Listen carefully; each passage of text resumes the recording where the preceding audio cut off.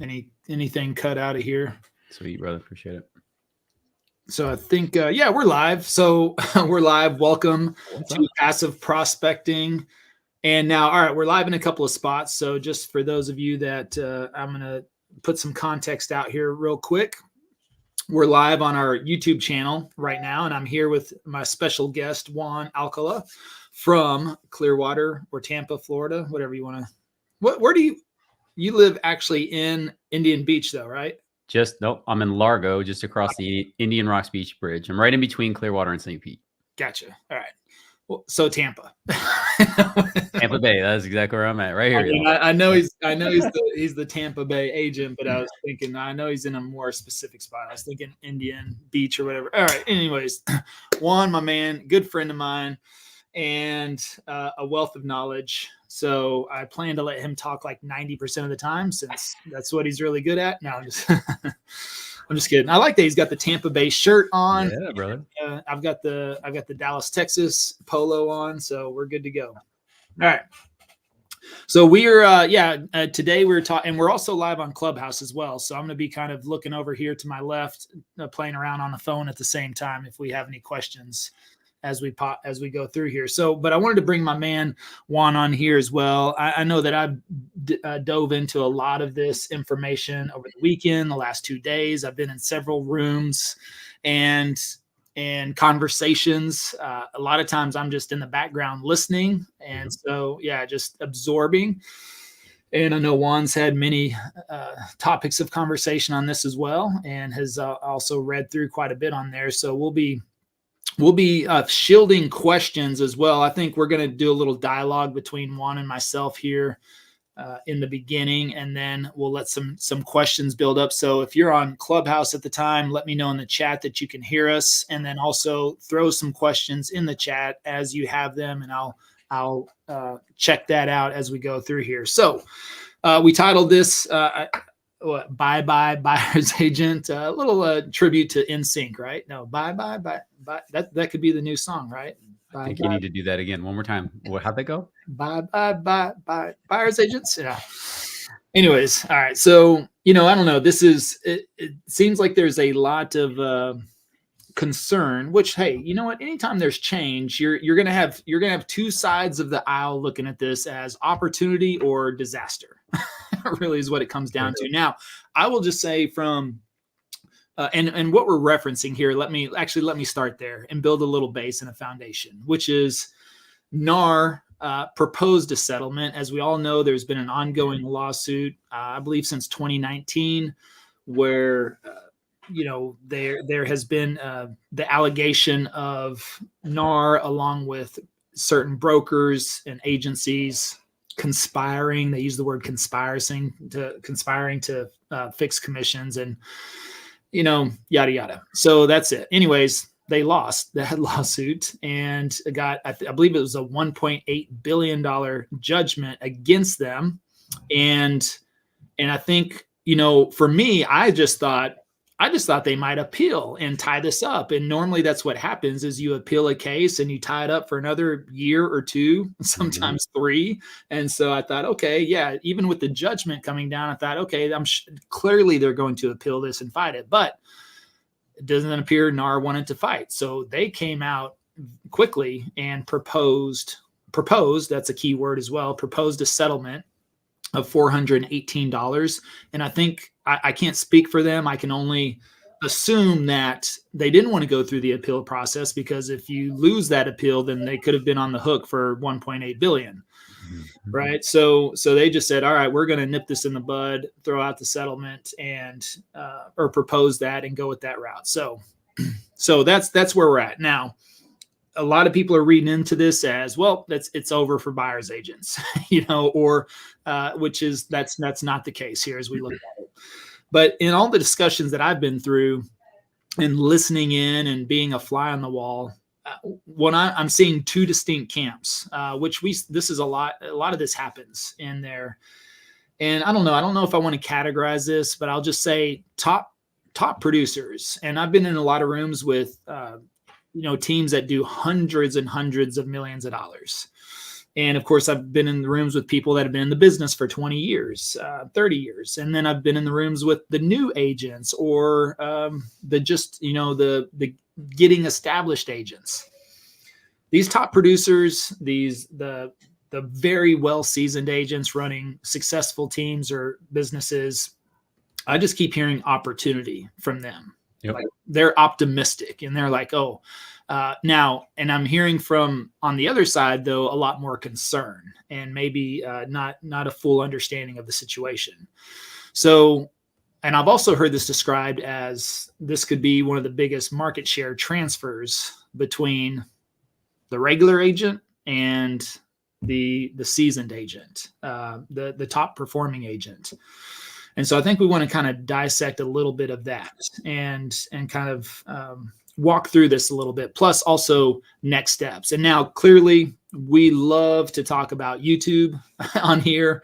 And, for all the reasons that we've been screaming from the rooftop for the last 3+ years. And I've already had the questions come up, which is, well, what's the point of a YouTube channel now? And I'm thinking, wait a second. Well, this is the point of a YouTube channel. None. Stop doing it. It's fine. Levi. Yeah. Actually, yes. Go ahead. Especially if you're in Dallas, or Tampa. Yeah, if you're in Dallas, feel free to put it on Park or Tampa. Yeah, there you go. Yep. Just stop all videos. It's just not worth it anymore. Yep. No, but it's So I want to talk through some things that with you, Juan, on here, and anything else on foundation wise that you want to set the stage there for, or anything you want to add to that? I think you did a really good job of setting it up. The transfer, right? Like at the end of the day, there's going to be change. Okay, so NAR is giving what they would like to do. The court may get involved and say it's not enough. Right? We don't know that yet. We're still dealing with a lot of if comes, but the reality is today it's business as usual. Quite soon, it could literally be exactly what they proposed or something even more stringent, right? We don't know. And dealing with ifs and buts is where you get a lot of emotional hijacking. And I think, Levi, that's really where it started on Friday. People were really triggered and emotionally hijacked. And that continued throughout the weekend. I am starting to feel some of the emotion kind of come out of the balloon, if you will, from people and just kind of let it go. But I think the two big things that there are a lot of changes. There were a handful, baker's dozen, to be exact, about the changes that were proposed. But the two biggest ones that are obviously going to change how we approach the business from the representation of the buying side. Right. Number one is that you're going to have a buyer's agreement signed. That's going to happen, right? And some of you may be operating in states where that's already required. So who cares? Business as usual for you guys, right? Others of you may be in markets where you never used those before. I run a team in 2 different states. I'm from Michigan originally, moved to Tampa, Florida 5 years ago. I still run my team up there. I've got a partner where we are required, right? Our brokerage requires it to close, to have that buyer's broker agreement. So that's not abnormal. The approach that we use is going to be different. And then here in Florida, where we operate, we're transaction brokers. We're not required to be a fiduciary to our clients. That is a choice, but we're not required to do it. Right. But the way that we've built our business model here, Levi, using YouTube specifically, that is an inherent advantage to us. Yeah. Right. So we've been doing that. So that's one thing that is going to change. Now, the other thing, this is the one that's scaring everybody to death, especially people who struggle to articulate where they fit in during the process. And this is the proposed change that compensation is no longer going to be allowed to be in the MLS. Okay. So, it doesn't say it, NAR's attorneys were involved. They held court yesterday along with the president, and they didn't say it was illegal. It didn't say it was prohibited. What they said is it was prohibited to put it in the MLS. Yep. Right. So go put it on your website, go put it wherever. We don't know what those changes are going to be. It's going to be something along those lines. So really what changes there is now it's call the listing agent. How much, right, if any, is the seller contributing? How much are you contributing? What's the contribution here, right? What can I expect in terms of compensation, if any? That is really the change here. So those are the two that got everybody freaked out for the most part. right? We can talk about NAR and I'm got balloons, and how they rolled on the agents, and I have my opinions on that, but I'm going to hold that for another day, Levi, because I also not happy with the situation, how it went down, but I don't control that, so I've got to just roll with what I can control, right?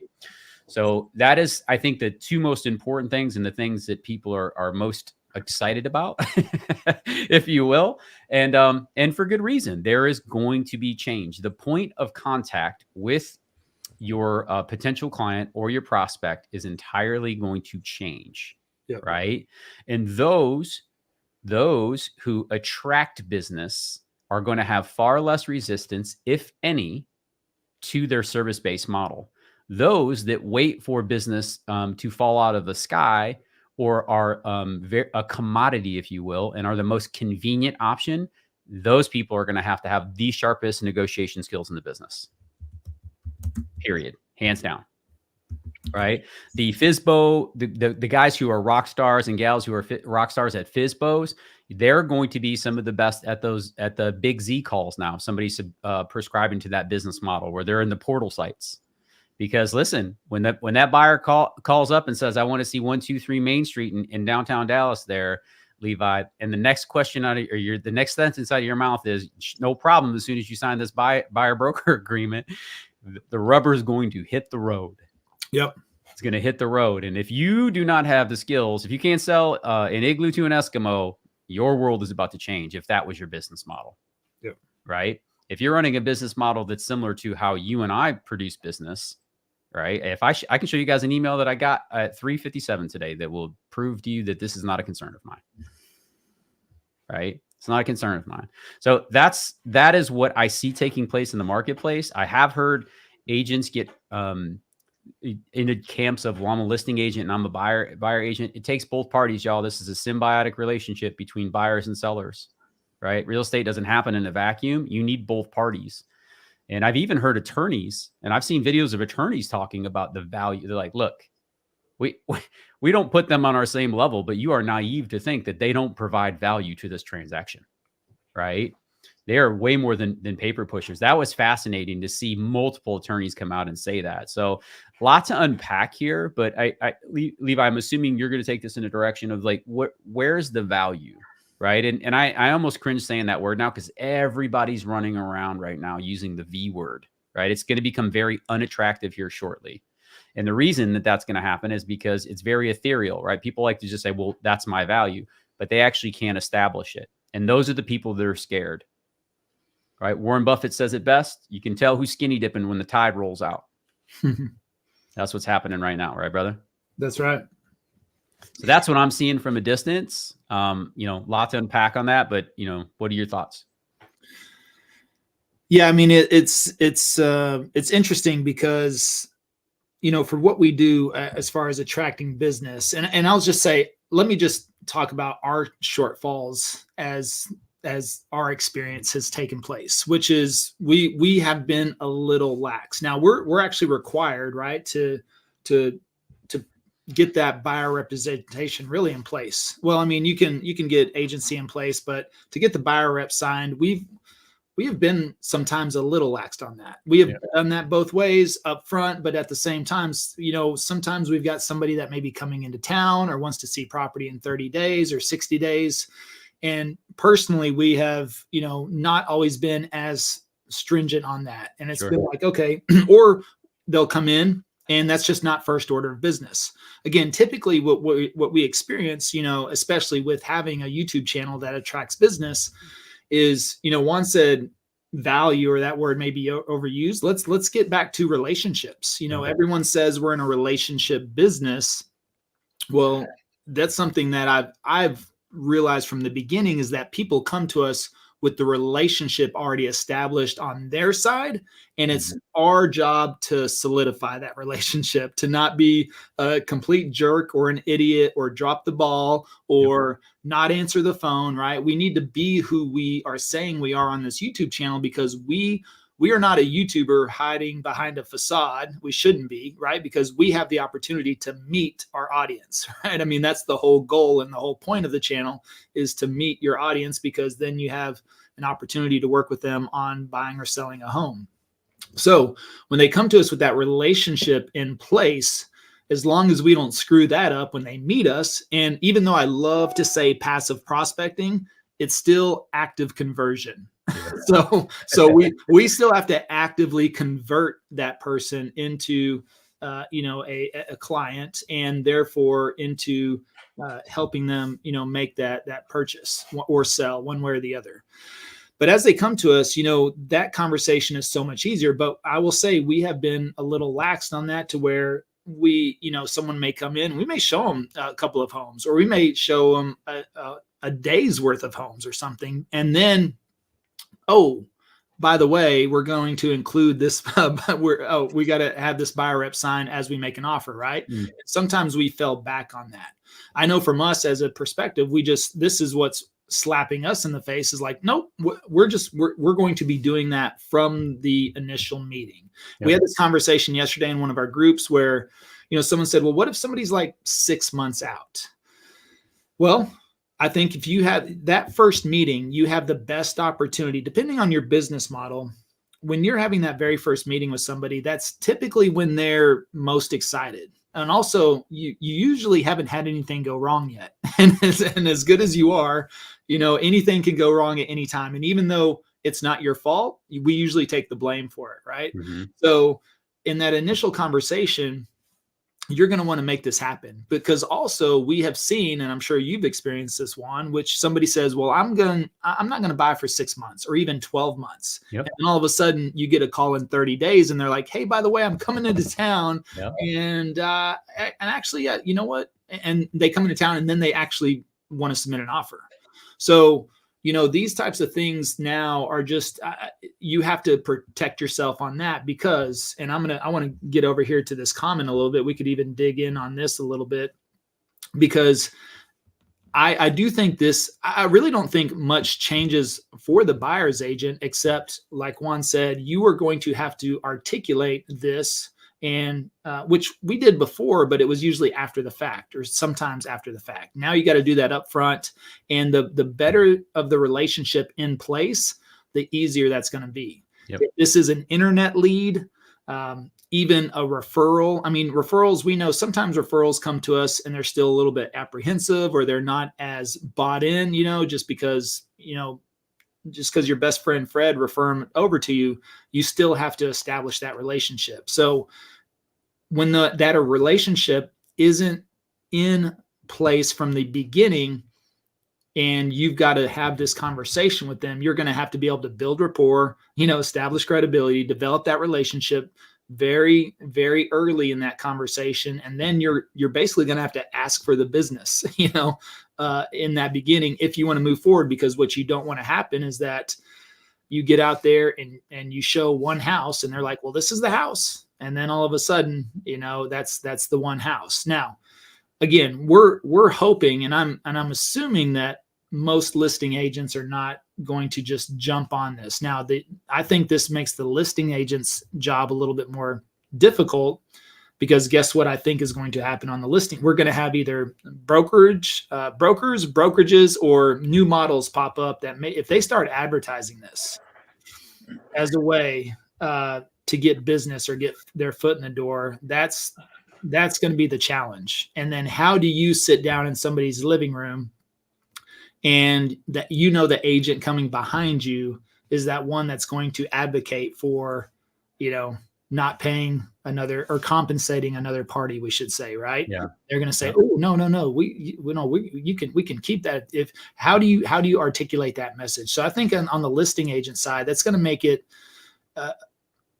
you're going to have to really articulate that value a lot more if you want to incentivize the other side with that compensation, and then also get the seller to buy into it. Now, the other thing is that we live in a bubble, a real estate bubble, and who knows, maybe 50-50, 50% may not even have heard of this. The other 50% may bring it up, but you got to be prepared whenever those people bring it up. On the buy side, there's a lot of things. I think what I learned also, I think Juan, you were on the live stream for our brokerage, and they talked about,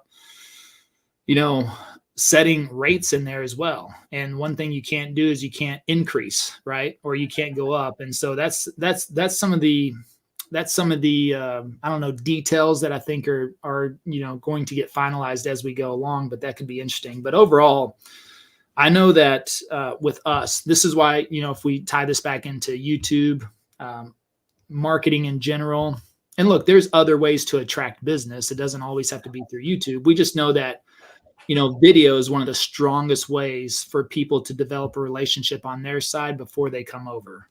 Yep. And I know that it's going to be a lot easier for us. And this is the one way, like we've zero cost our TC since the beginning. I mean, we've had our buyers pay for our transaction coordinator since the start. We actually include that in the buyer's rep agreement. That is in the special provisions. They will pay a $450 fee, and that comes out of proceeds, at closing, and that goes straight to the transaction coordinator. So that way we have a free transaction coordinator because she doesn't require payment until closing.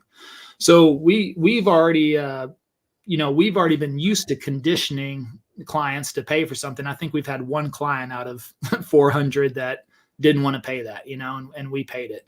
But that conversation too, we always had that up front. Now this is again going to be where, we're going to do everything we can to be compensated by the other party. However, if it falls back, that responsibility falls back on the buyer, and that's going to be that conversation. Mm-hmm. Anything you want to add to that? I mean, the biggest thing from my perspective here, just looking at this, like we're preparing, right? We went into action. Our team meeting was on Monday. We started talking about, the types of offers we could see as a listing broker, right? The expectations that the buyers are going to have, right? Because if compensation goes, I love to play the as if game. What is the worst case scenario, right? I do this with my clients all the time. I give them ridiculously conservative numbers regarding taxes and down payments and all that other stuff. I'm like, you'll thank me later, right? But this is where we're starting. And I do that on purpose so we can help them set the expectation. They're not surprised by anything. We get to roll through the transaction. By the time they get to the closing table, they're happy. And, the thing that people often forget here, Levi, is, and you're seeing a bunch of people do it right now. And if this is you, please, hey, this is your business. You get to run it any way you want. But running around telling people all the things that you do is not the solution to try to win your income. Yeah. It's it comes off very selfish, cheesy. Like it plays right into the hands of the people complaining, talking about you're a paper pusher and a door opener. And it just does. It comes off really, really obnoxious. And I understand the thought process, but we have to remember who it is that we're serving and how this whole thing works, right? People pay us for an outcome. They don't pay us for the activity. That is the nature of this business. And if you want to hang on the activity part of it, you're going to end up being an employee of your client every single transaction.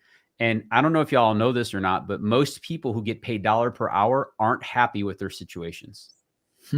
Is that fair? Yeah. Right. Fair. So when we think about that, like we have to stop thinking about getting paid for the activity. You're an entrepreneur, or at least you're entrepreneurial. And by very definition, you are risking your activity and the goal is to get to an outcome. The clients pay us for results. They don't pay us to go show and open doors. They can find somebody to do that at the lowest level.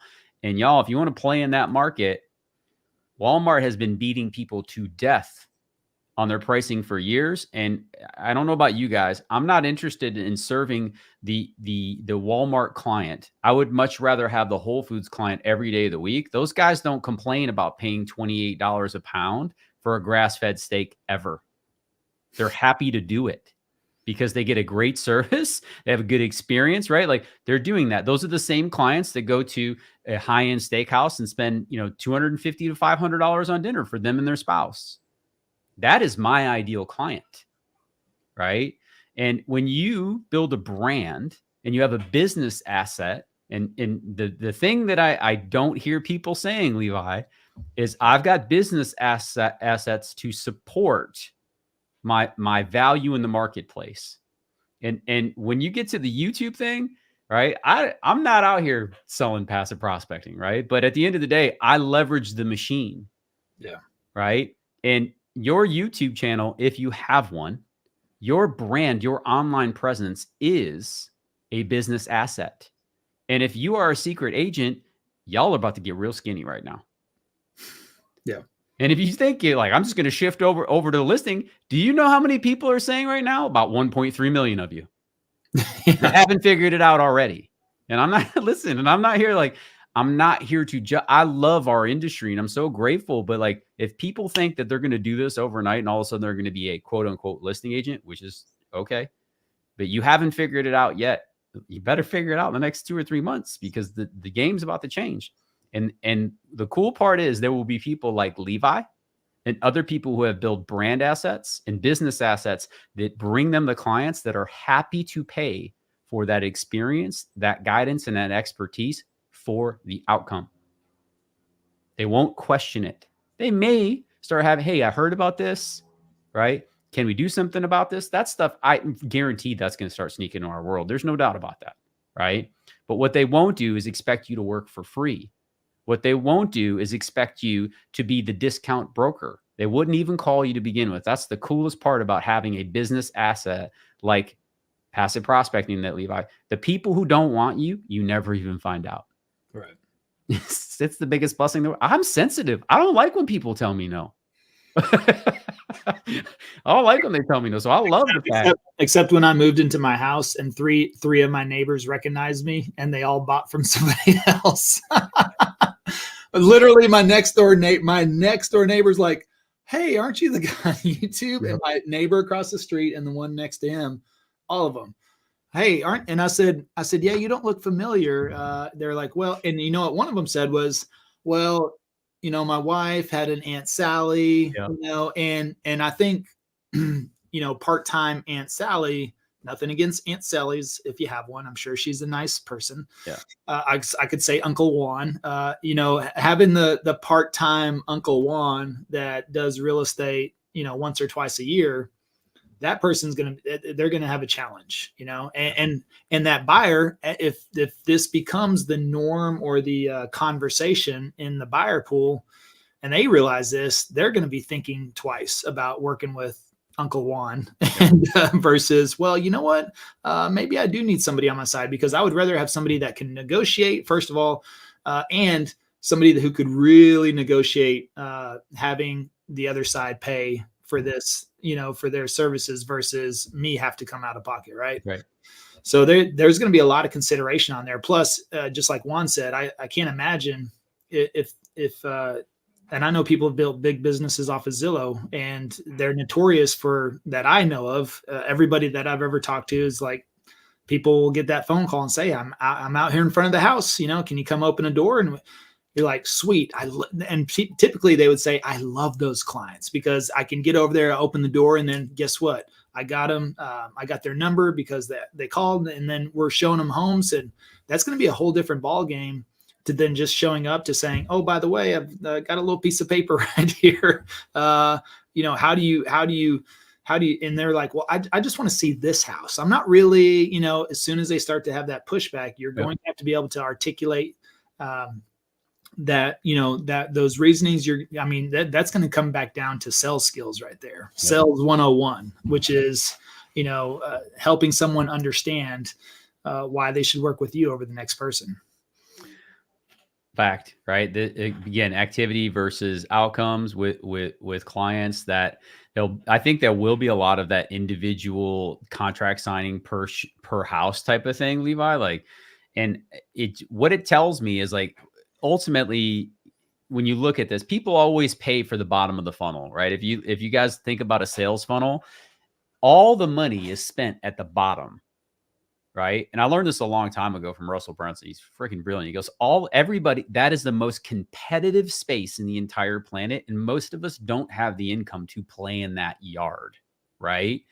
You know, the big Z's of the world. I mean, like those guys control all of that activity at the very bottom of the funnel. Everybody wants now business, which I can understand, right? So do I. I want and need now business in order to keep my business going. But when you move up the funnel, all you did was change the point of contact. When the business actually transacts, that's really not going to change any, right? You're further up in the funnel and you're making point of contact earlier. So when they're in the looking zone and you start building the relationship there, right?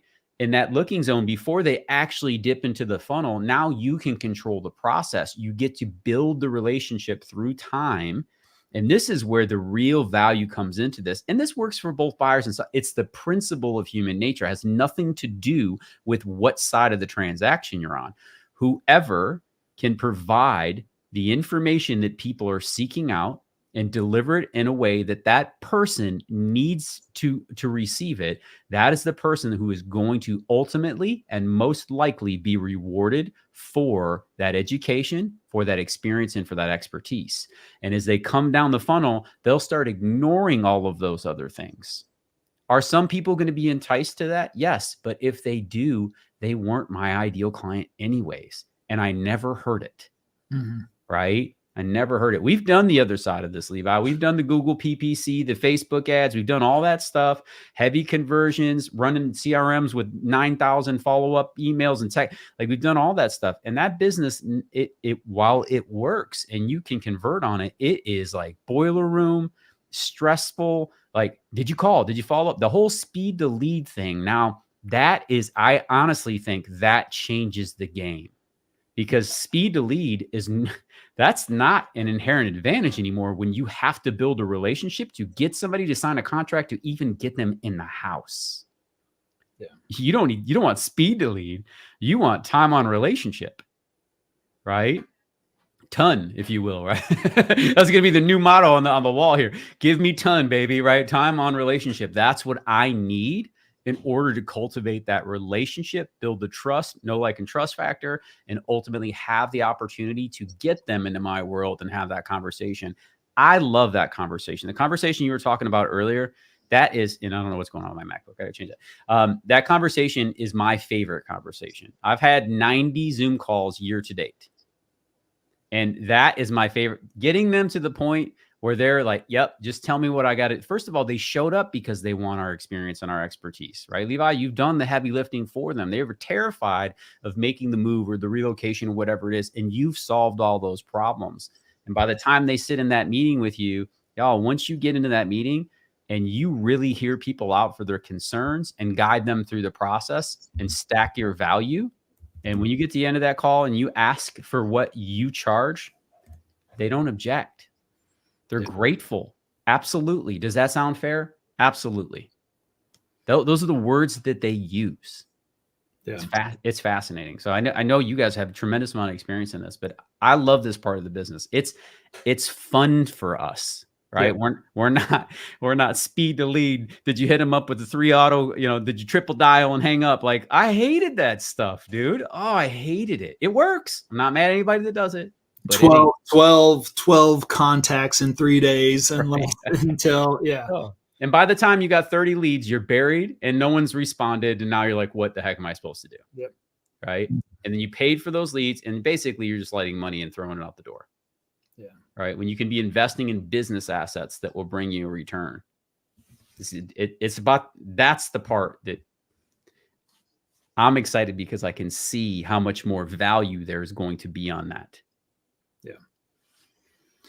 Well, and also even, going into the listing presentation, I mean, it helps us win listings. Yep. First of all, we get listings because they can see the traction. And this is something, and let me back up there a little bit. I've been talking about this for, I don't know, maybe 2 years now, which is what I've learned as well, which is the most visible agent is more likely to win over the best agent. Yep. And, we're a prime example of that. Coming into the Dallas, Texas market, very well established agents and brokers that have been in the business for years and decades. And that can be very intimidating, very large population of agents and brokers as well. And someone's going to come in and they're like, how do I break in? How do I even get noticed? I mean, how do I stand out? How am I going to be credible? That's usually an agent's first reluctance of getting in, is like, oh, I got to get that first home sale, because, and for me, it was just, again, I don't know how to be a great agent because I haven't been a great agent. So, and I tell the story of like, I could read about an FHA loan or the escrow process, and I could make some pointy videos on TikTok, or, but I hadn't even done that. I hadn't even helped somebody. So I felt like that would be inauthentic a little bit, but I do know Dallas. And Yep. I was able to talk about Dallas because I've lived here for 20 plus years. And so, and guess what? What I learned is that I was the most visible on YouTube, and that's what got people calling. I tell the story all the time of my first phone call within 30 days of the channel. What did they not say? They did not say, how long have you been in business? How many homes have you sold? What brokerage are you with? Are you a top producer? Why do you only have 48 subscribers on the channel? Even that, whenever agents get caught up, whenever they start their YouTube channel and they're like, oh, I'm only at 300 subscribers. It's like, come on now. That's good. That's 300 people. Imagine if you put 300 people in a room and you got to talk to them about real estate, and then they invite some friends and they invite some friends, and it grows from there. But what I learned is that I was the most visible on YouTube. And that's what created the credibility, really, is just the consistency of showing up. And now there's a visual component. We're visual creatures. And that's the same thing as consumers, look, that's how we buy. We buy with our eyes. And now people are looking at the channel, and the more we establish that channel, the more we stay consistent, people see this. This is something else I've always talked about too. No, it doesn't matter what social platform you're on. It actually doesn't matter how you advertise or market yourself. If you leave gaps in there, I think people associate gaps with inconsistency. Mm-hmm. And even though maybe you're super busy and maybe you stopped or you scaled back, I'm always thinking about that new person that's finding you, the new person. Again, we're always kind of speaking to that new crowd. I mean, we know we've got return viewers, we've got return clients, but they know us. That's why it says on our channel, subscribe for this reason.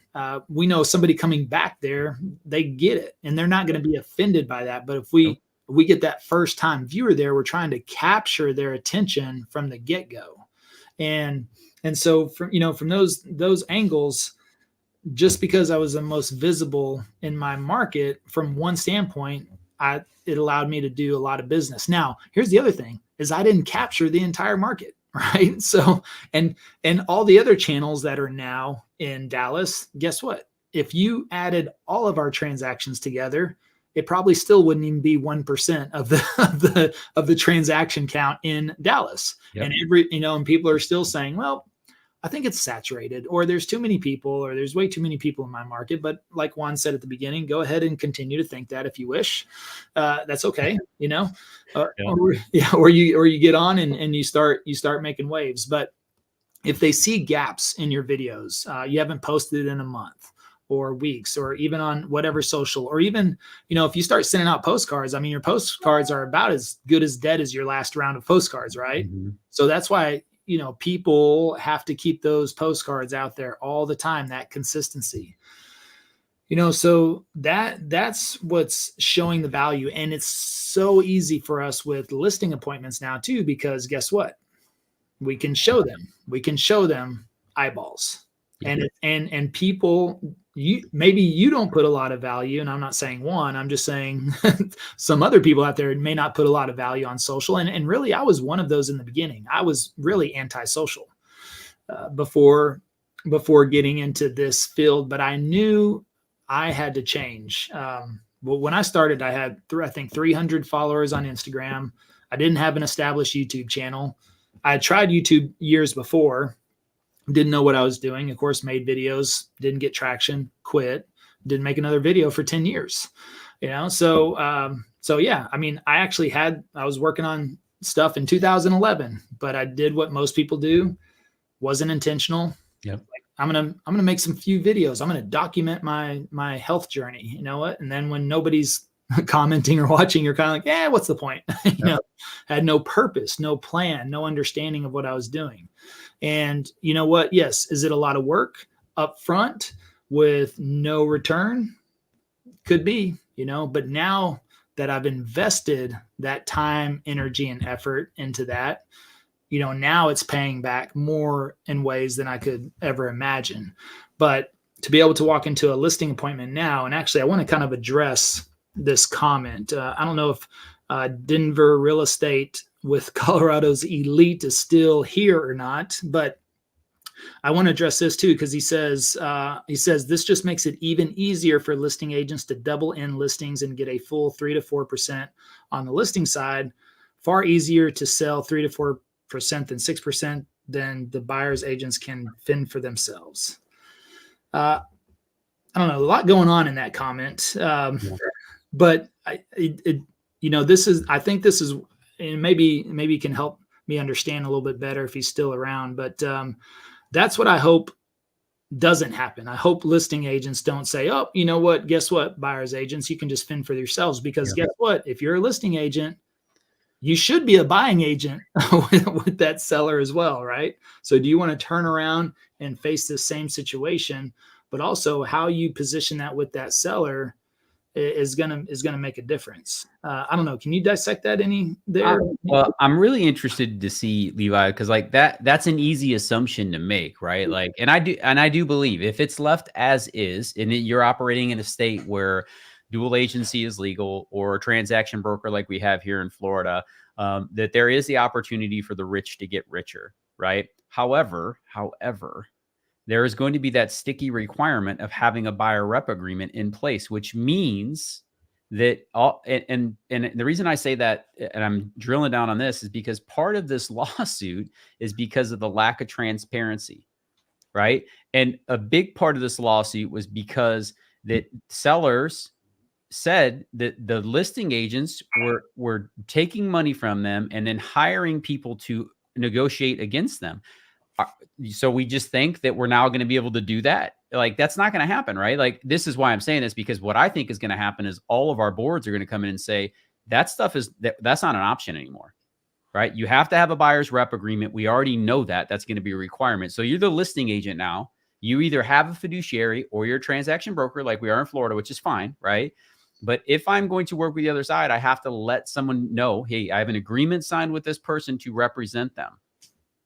Okay. So now that conversation is going to have to be had with the seller. So I think that there's a lot of ifs and buts with this, Levi, but I'm pointing this out because I do think there'll be some changes there. It's not just going to be go hope, because in that world, whoever has the listing and you can hold the most open houses, you're going to sell a lot of houses in theory, right? To the cheapest bidder, because that's who you're going to be attracting in that door, right? The people who are going to go in there are going to be the people who don't want to pay anybody. They don't want to pay for anything. And you're going to be left dealing with that client, which is okay too. That's just not my business model. I'm not going to take on a buyer with my listings that doesn't want to pay someone to represent them. You're going to have to go find an attorney. I'm working for my client. That this is how this is going to go. I'm just sharing this with you. I'm not opposed to double ending, but I'm not doing it for nothing.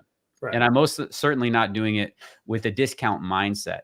This is the largest transaction, or one of them, that you're going to make in your lifetime.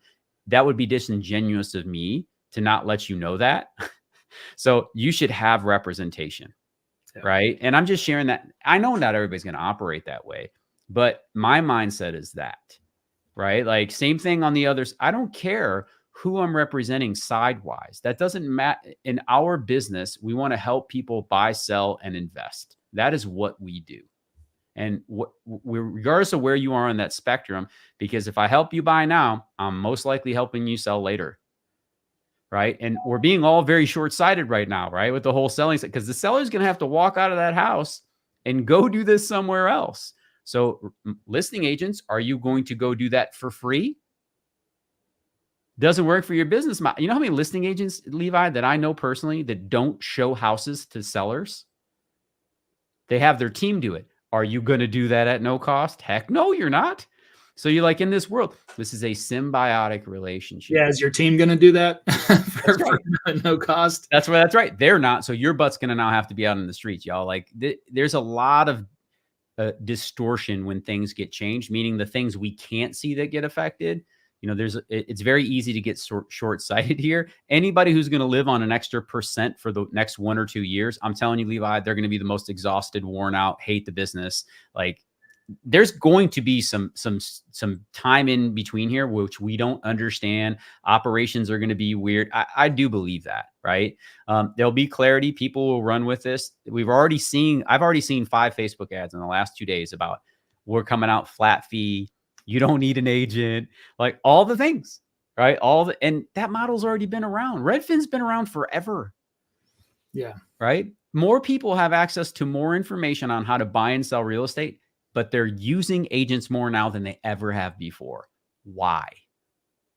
Because this is a serious thing. We're not talking. People don't even like using the self-checkout at Walmart. And you got people telling you they're going to write contract. Give me a break. I actually heard now that many of those retailers are pulling back on self-checkout, right? That's right. And are unscrupulous. Yeah. Right. What do you think? What do you think is going to happen to you as a buyer when you go ask the listing agent to write or you're going to go to Rocket documents and get your listing agreement or your purchase agreement all put together and you bring, because they're not going to do it for you because they can't. Yeah. Right.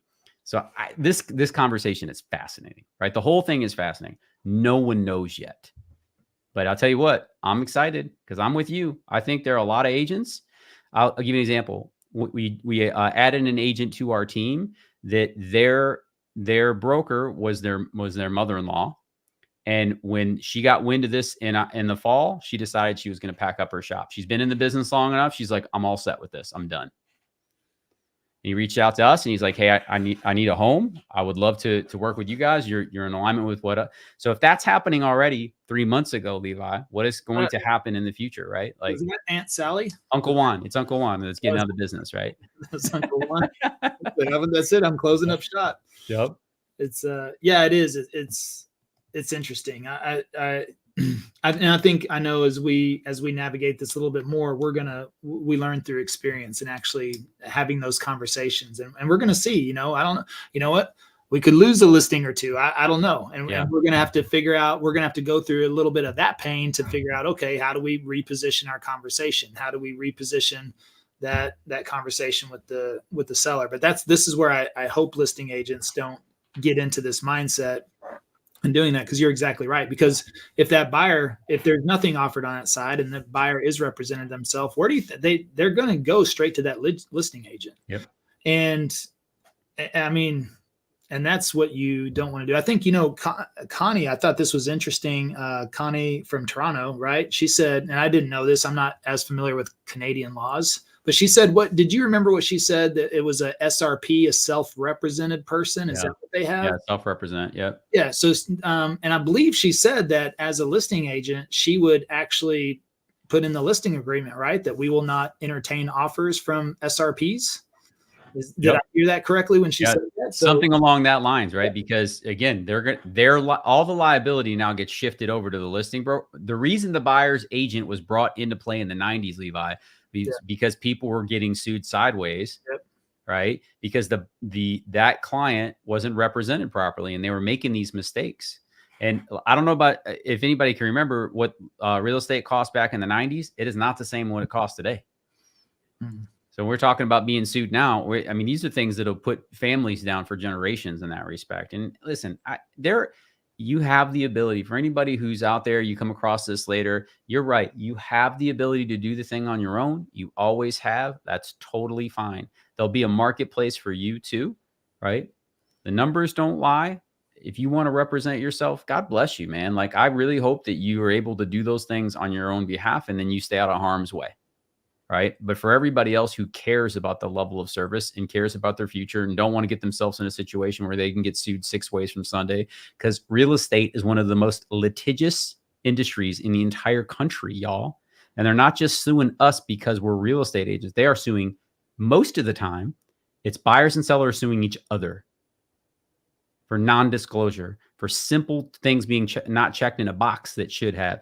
There's so many things. There's so many steps. And Levi, the big thing that always gives me a bunch of confidence here, and forget about the buying and selling side, is at the end of the day, dude, what we do helps people create generational wealth. Yeah. And I would, like, the house that I'm sitting in right now, the agent that helped me do this, because when I moved to Florida originally, I did not have my license. I took my test, but I wasn't a licensed agent here. And most certainly, I didn't know what the heck I was stepping into, right? I'm moving to, dude, I'm less than 2 miles from the beach. Hurricanes show up on my backyard. I'm not trying to buy sight unseen in an area where I don't know anything from Adam, right? And that agent helped us get a home in 2018 that I now have almost $400,000 in equity in. Do you think I'm questioning the income that I paid that man? Oh, dude, it's ridiculous. Right. So short-sighted stuff. I understand the frustration. What it boils down to is at the end of the day, man, the market does not care about business profits. And if you don't believe me, ask your friends. They don't care about anybody else's profits. Your market cares about the experience they're going to have by using you. And you need to build a market, your market, and not worry about the market. Anybody who is living in the market, you are subject to market conditions, which means they want to destroy your profits. Yeah. Period. Well, let me check. I'm going to check the chat real quick. We've got quite a few on Clubhouse. We've got several of you as well out there in the YouTube audience. So go ahead and hit up some questions if you want. We'll jump over here. I'm going to check the chat real quick. Let's see. All right. A bunch of inappropriate comments. I'll just say that. So none worth sharing. No questions. I don't know. I wonder People are mad. What's going on over there? They, you know what? People may be talked out already on this. I feel like if they're anything like you and me, there's been a lot of conversation over the last 3 days, Yep. right? 3-4 days. And sure enough, Monday was, I think I was on three different major mastermind calls. Of course, I jumped on because I'm like, I want to hear what everyone else is saying, right? What are the top producers talking about? What is everyone else going on? So, for me, I think, again, are we going to operate differently? Yeah, of course. Absolutely. Are we getting out of the business? Nope. How we have these conversations for us, Juan mentioned having 90 Zoom calls. I mean, that's where we direct a lot of our people. Now, even if they call or text or email in, we're moving them to Zoom calls. And so when you get those people face to face like that, and in our case, that's why I just love video. I mean, video builds the relationship. Yes, it does. And then you get them on a Zoom, and they're happy to see you, and it's just never been a problem for us when we talk about, hey, by the way, we got this agreement. Okay, sure, no problem.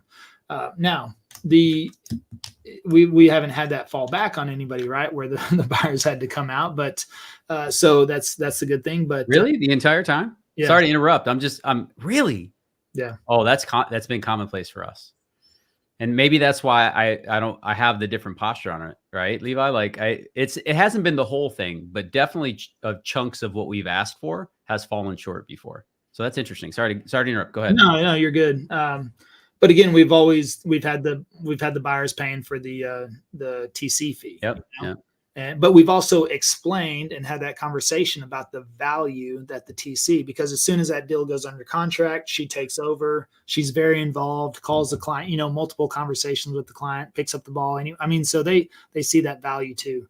So, but that conversation is very easy. And then I just think the conversation with the listing or the sellers that's going to take a little practice run or two.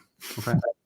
Yeah. I mean, I'm starting to see, and I asked you this earlier too, in terms of the value of the eyeballs that your business asset has produced, right? Because we've been starting to experience some of that as well. We got a couple reach outs last year for listings because of the YouTube channel, but this year specifically, it has been straight conversations. I wish I would record the last one. I sent a text message to you on Monday because I got a phone call right when we got off one of those conversations that you were talking about. And the guy says, I want to list my home here in Clearwater. I'm calling you because you have more eyeballs than anyone in the entire market. Yeah. that I was like, why is this, all the recording devices I have on this planet and nothing's running right now? Right. And I was just like, I was so like, oh, but that moment happened in the week prior, the Thursday before that, we were contacted to go down and interview with the builder to do all of the video for their new construction development. Yeah. And that's putting us in different positions than we've ever been before, Levi. Right. And I'm going to do a $1.1 million listing on Thursday. Right. Because of video, same thing. They reached out to us directly because of that as well.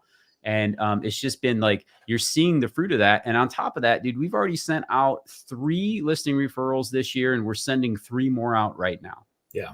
So like those are the things that make you feel great. Like the byproduct of what you're doing is now getting you on the other side. And like I said earlier, the thing that Levi teaches in with passive prospecting, if you guys think about this holistically as a business, they've been doing this for 3 years now, Levi, is that correct? Yes. 3+. Right. So now you've got clients that are starting to churn. Correct me if I'm wrong. They're starting to move up. They're going somewhere else. They're moving from Frisco to wherever, or they're getting back out of Dallas. So they've been called back to Los Angeles or whatever it is. Like that buyer pool of how many buyers did you say, or how many clients did you serve over the last 3 years? 400 or something like that? Yeah, over 400. Yeah. That is the best listing pond you'll ever going to have. Right. So, dude, that is like, to me, that is where you have to see beyond what's happening right now. And if we're only preparing for tomorrow, then you're in trouble anytime the wind changes. Well, I'm in, and also, building as you build this database too, it's a more loyal database. Yep. We did the experiment last month of sending out an email to ask people to jump on a Zoom. And we had 45 people on that Zoom. And I just checked, we're running another one tonight after I get off of this call. Well, because I thought, let's try it again this month. What do we've got? We've got the same amount registered, which means we're probably going to have about the same amount show up again. Yep. And it could be a whole different crowd. Maybe they missed the email last month, but now we're going to think about it. What would it mean if you could extract 45 people out of your database right now? And that's on top of what we're getting on from YouTube. So, but that database, and I've said this as well, if you were my client, Juan, and I text you twice a week, and let's say you're not really active at this moment, if I text you twice a week, are you going to reply to every one of those texts? No. If I call you twice a week, are you going to answer the phone? Nope. If I send you 2 emails a week, are you going to read those 2 emails every week? I'm probably going to unsubscribe if they're not valuable. But if I release 2 YouTube videos a week, I'm going to watch. Yeah. And so I just don't know a better way right now than marketing through video on YouTube. And it's the long form. I heard this, actually I saw this reel this morning. Travis sent it to me. Someone was talking about the reason Coke, spent $7.5 million for a Super Bowl ad was not because they need more people to know about Coke. Yep. It's because when you go into the store, it's just embedded, right? Because they've been doing it so long. So it's time. You were saying time on relationship. This was referred to as time on brand. Time on brand. It's not. It's the new call to action is what this person said. It's the new call to action, time on brand, which is really the more content they consume of yours. Now, no matter what that may be, yep. We just prefer video. That's time on brand. And that's why we know, again, we don't have, even if we don't have all the right calls to action, guess where people go? They go in the description, they find the phone number, they go to whatever, it doesn't matter. They call in, they call us when they're ready. We still have the stats of contact to contract of 51 days. You're beating me. We're 91. Yeah. It's crazy. Right. But that's a pretty good stat. That's movers and shakers right there. It's a whole very good stat. Yeah. Let's wrap up here. And Denise says, this has been a great interview. I've enjoyed your perspectives. I look forward to moving ahead in the market. Great. Awesome, Denise. And then also, this is a good question. I think this is something we can end on here, Juan, because this is, I know for us in Dallas, and let me see, Su Inversion in Florida. Maybe you can read that. You know Spanish, right? Yeah. What are your thoughts about commissions offered by developers? Do you think it's going to be effective? And that was something that Travis and I were talking about yesterday, because right now I feel like all we're doing is new construction. It seems, the millennials are the number one buying population right now. Yep. And they don't want to buy the 1980s ranch style home. They don't want the 1990s red brick house, right? They're like, man, look at all these new homes, communities and everything else. And, so we have a ton of demand for new construction. Excuse me. The puppy's so upset. She's trapped. She's trapped inside. Of course, when she's outside, she wants in, right? Mm-hmm. So yeah, new construction. I would love to hear your perspective on this, because it's interesting, because they've always thrived off of a buyer agency, right? Because clearly they're compensating their listing agent, or we could say the buyer rep, as we may call them, or the builder rep. Actually, they're compensating them at a much lower rate, usually, than what you may see around the market, because they hang out in the office, right? Really, they take phone calls or wait for people to show up. So now this was a problem during early 2022. If anybody can remembers, it was very difficult to get builders to pick up the phone, bidding on lots, the whole thing, bidding on, waiting list. I mean, the whole 9 yards. So have you put any thought to this? And again, this is all pure speculation. It could be like, you know what? Because right now builders are very friendly, because we're in this quasi weird seller's market on paper, but buyer's market in reality. Yep. Right. So it's interesting, because we're still hovering around 1.9 months of inventory in our area, but yet, but the pre-sales, or the pre-existing homes, the resales, I should say, they're sitting, right? There's just not a big demand for those. All the new construction right now is flying off the shelf. We're already seeing waiting lists. We're already seeing a certain number of lots being released. Have you thought about? You think builders this might be a chance for them to say, you know what? Ooh, let's yank that buyer compensation. It's a good question. I don't know about you, but we saw the ups and downs of commission offerings during COVID also. Right. So in Tampa, we're heavy. We have a ton of builders. We're building as many starts as you guys are in Dallas. Right. So like when you look around the country, we're one of those areas where they're hot and heavy, and same thing. Like nobody wants the houses built in the 70s anymore. But if those builders weren't there, those homes would be flying off the shelf. Our inventory would be stupid. There wouldn't be anything available anymore. Right. So we're grateful to have them. But we saw that too, Levi. We've got this up and down commission, and there's builders who have always been tight on what they offer on one side, and then there's builders that have always been very friendly, that don't do any extracurricular marketing. They pay that marketing dollar to the buyers agents who bring them opportunities. I think we're going to continue to see that at the end of the day. It's very hard. The market will always determine the opportunities, and if inventory is tight, those guys are going to do whatever suits their pockets the best. There'll be a few of them that will not bite the hand that has fed them and help grow their business. There'll be others that'll take advantage, just like our market too. You're going to see the agents who are trying to take advantage of the situations. You're going to see the agents who understand that this is the long game. If I want to be in this as a business, I need to operate accordingly.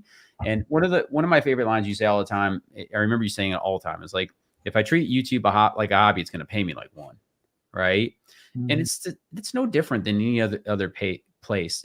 Do I think there'll be change? Yes. Ultimately, I think at some point, the control of NAR and the local boards of the MLS will go away.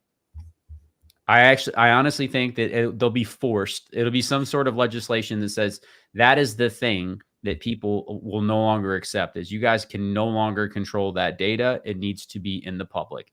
And if and when that happens, then that will change the game for a lot of people, right?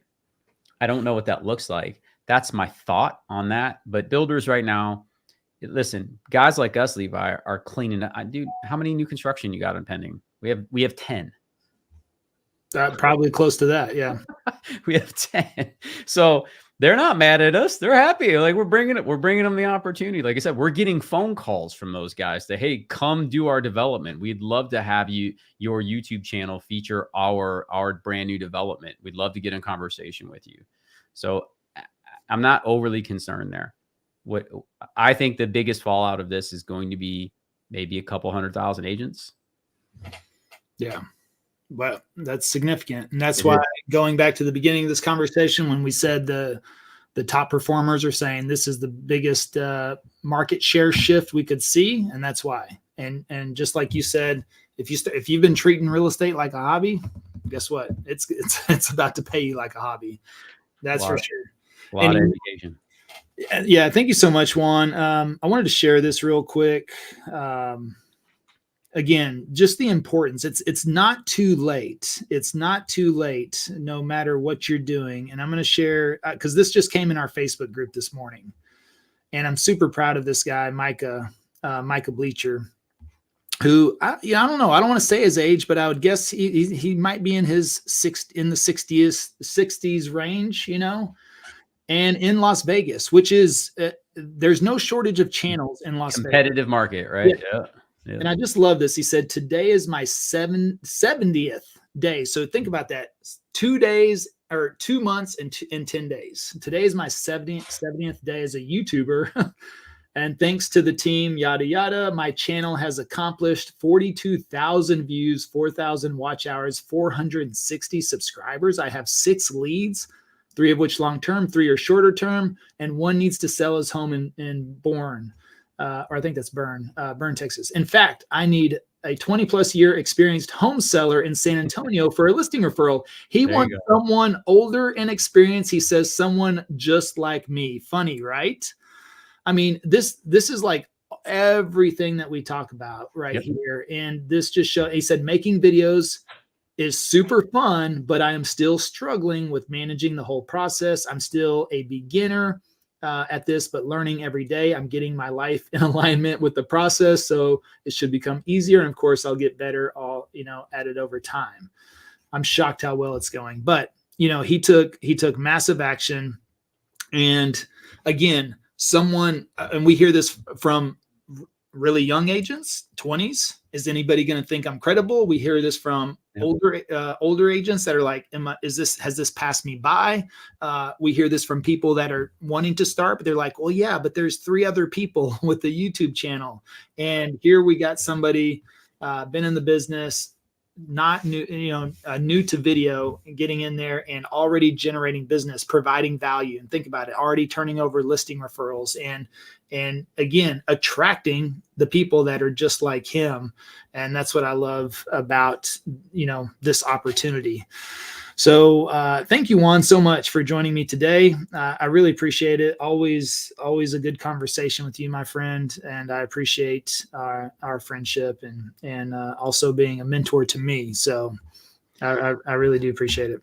Absolutely, brother. Thanks for having me on. It's always fun to contribute wherever we can. So happy to do it. And then also I put a link right here, go.passiveprospectinglive.com. If you have not heard, you should join us live in Vegas. I can't believe we're doing this, but hey, why not? We decided to, what the thing is that I've been to a lot of conferences over the last 2 years, 3 years, actually 2.5, you could say. And I love them. I love hearing all the speakers, all the different perspectives, but everyone talks for 20 minutes and I never get a true look inside their business. And so, we thought, let's change that. Let's do an event focused just on YouTube to where we get to spend 2 days with you, start to finish, building, developing, creating, and you walk out the door, with a head start, in person, shoulder to shoulder, belly to belly. Yeah, I think it's a huge opportunity. So now a YouTube channel, in my opinion, is more important than ever, as all these reasons we talked about, because the relationship comes to us in place. Yep. So we're going to be talking about that. Go there, check it out. Juan, thank you so much again. And I will see you soon, my friend. You're welcome, brother. Y'all have a great night. Take care. And check him out, living in Tampa, Florida, correct? Yep. If you got anybody moving to Florida, Juan's your guy. So make sure you check that out. Also, he's got his handle right there, juan.alcala.realtor on Instagram.